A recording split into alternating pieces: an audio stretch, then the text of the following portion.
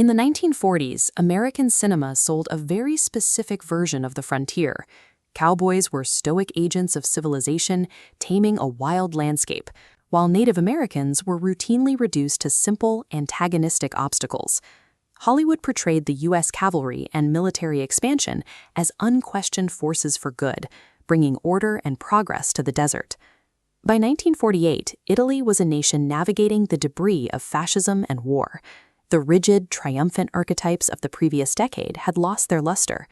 In this environment, a hero who took orders from a central authority wasn't nearly as compelling as one who followed his own internal compass. That year, writer Gianluigi Bonelli and artist Aurelio Gallipini released a small, cheaply printed comic strip about a Texas Ranger named Tex Willer. The creators initially named him Tex Killer, but changed it right before printing to avoid attracting the attention of post-war censors. Tex was never supposed to be a star. The publisher's actual flagship character was a swashbuckling hero named Akio Kupo, and Tex was simply thrown in as a low-expectation backup strip. Akio Kupo failed almost immediately, but readers bought out the Tex strips. Bonelli and Gallipini had accidentally tapped into a massive demand for a Western that operated with a completely different moral center. Tex operates as a Texas Ranger, but his loyalty is to a humanist honor code rather than the government. He routinely puts himself at odds with the law to stop lynchings, protect the weak, and expose corrupt politicians. His most significant departure from the genre happens when he integrates into the Navajo Nation. After narrowly escaping execution, he marries a Navajo woman named Lilith and becomes a member of the tribe. The writers grounded the comic in a harsh reality.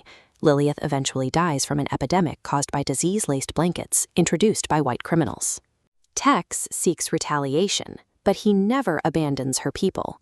He remains with the tribe, taking the name Aquila de la Noche, or Night Eagle. He becomes their honorary chief and their primary protector against the generals and merchants who view the reservation as an obstacle to progress. This narrative choice reframed the entire genre. In these stories, the Native American tribes were portrayed as complex civilizations with deep spiritual traditions and sophisticated social structures. Tex is joined by the Pards, a multiracial squad that includes aging ranger Kit Carson, Tex's half-Navajo son, Kit Willer, and the Navajo warrior Tiger Jack. The character's physical appearance was a bridge between cultures. When Gallipini first drew Tex, he based the Ranger's features on the classic Hollywood look of actor Gary Cooper. Over the decades, Tex's face evolved. His jawline became more rugged and imposing, eventually mirroring the hardened features of Charlton Heston. The geography of the comic was equally unique. Gallipini drew the American Southwest by using the towering peaks and valleys of his own environment, the Italian Dolomites, as a visual reference. By blending these Italian peaks with cinematic images of Monument Valley, the creators built a stylized frontier that felt both familiar and slightly otherworldly. These stories frequently pivot from classic frontier disputes into the realm of Gothic horror. Tex and his crew find themselves confronting voodoo cults, resurrected mummies, and a recurring dark wizard named Mephisto. This bizarre mix of Italian geography, progressive politics, and supernatural pulp created a mythology that was entirely its own, keeping readers hooked for generations. This revisionist approach, where the cowboy identifies with the oppressed, appeared in Italy decades before Hollywood began exploring similar themes in the 1970s.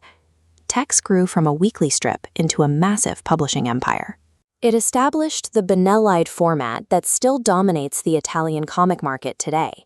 This chart shows the dramatic spike in value for those original paper-rationed printings. A comic that cost 15 lira in 1948 has become a premier collector's item, with rare first editions now reaching auction prices of over 10,000 euros. The appeal is international.